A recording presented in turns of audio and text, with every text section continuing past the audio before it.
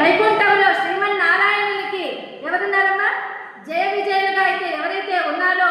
ఆ విధంగా సుబ్రహ్మణ్య స్వామికి శుక్రహస్త దంతిహస్త అని ఎవరైతే ద్వారపాలక దేవతలుగా ఉన్నారో, భద్రకాళి చండీ వీళ్ళందరికీ కూడా కాళీ స్వరూపానికి ఏ విధంగా ఉన్నారో మీరు కూడా సరైన సాహితీలు నా ద్వారపాలక దేవతలుగా మీరుండండి అని అమ్మవారు వాళ్ళని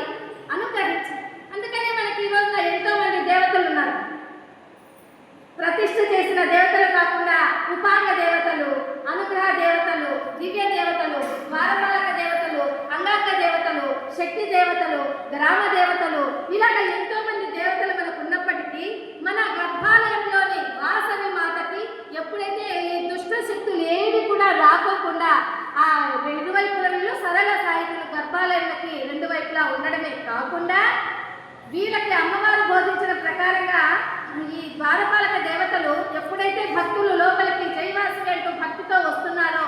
వారిలో ఉన్నటువంటి ఈర్ష్య, దంప, దర్పం, అసూయ, అహంకారాలు ఇలాంటివన్నీ కూడా ఆ బలిపీఠం పైన వాళ్ళు ఉంచేసినాక మళ్ళీ తిరిగి వెళ్ళేటప్పుడు ఇవన్నీ కూడా వాళ్ళకు అంటుకోకుండా ఆ ద్వారపాలక దేవతలు వీరిలో ఉన్నటువంటి చింతలను, బాధలను, కష్టాలను మాపి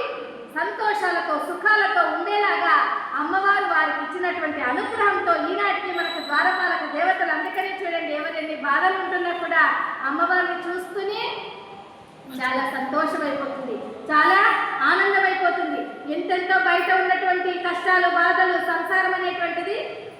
భవబంధాలు, సంసారం అనేటువంటిది దుఃఖ సాగరంలో ఉన్నటువంటి వారైనా కూడా అమ్మవారి చెంతకు రాగానే అమ్మవారి పాదాలే శరణ్యమని అనుకుంటూనే ఎంతో ఆనందంగా ఉండటానికి ద్వారపాలక దేవతలు కూడా మనకి అనుగ్రహిస్తూనే ఉంటారు. జై బలో